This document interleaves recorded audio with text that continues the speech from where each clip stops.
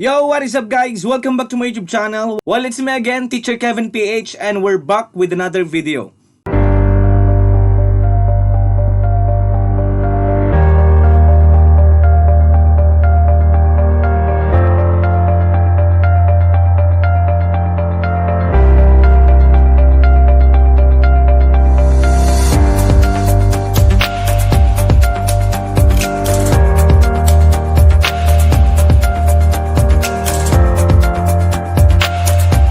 Alright, so today my dear friends, I'm gonna be teaching you how to download and install any EPSON printer driver. Alright, just in case you've lost the CD or your installer, then we can easily install install and download drivers from EPSON website.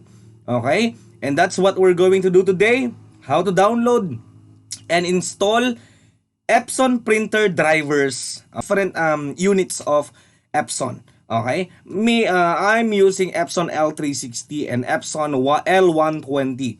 All right, we will also download scanner.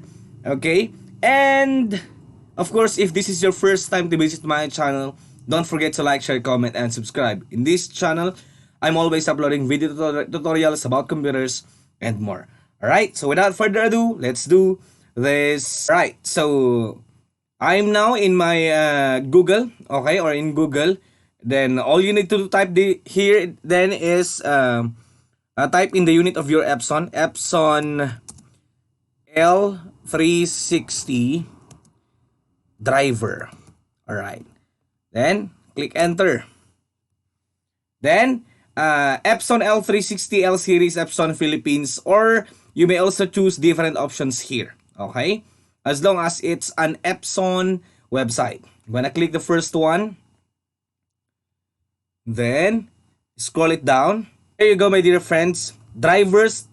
Okay, we can see different drivers here. Just click on this plus button, and there you go. EPSON web installer, printer driver for Windows 10 64-bit, scanner driver. Actually, we can already find here the main installer and the scanner. Okay, this one is our main installer, and this one is a scanner driver. All right, just click in download, my dear friends.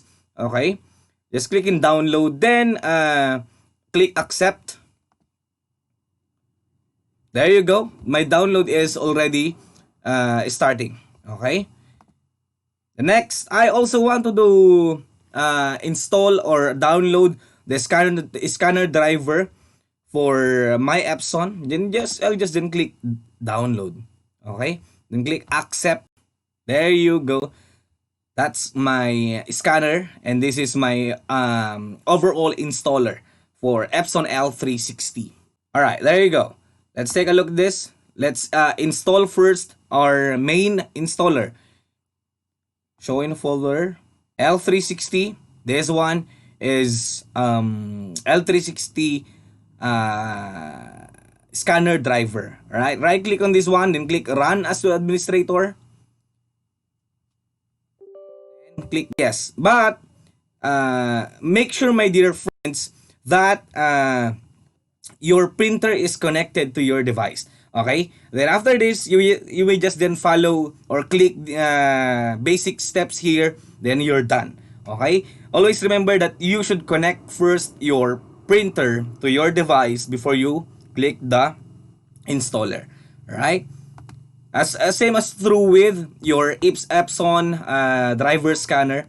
Okay, just need to run as administrator, then you're good to go. Okay, then you can print whatever you want to print. All right, so that's it for now, my dear friends. Hope you've learned something, and see you again next time. Don't forget to like, share, comment, and subscribe. Bye bye.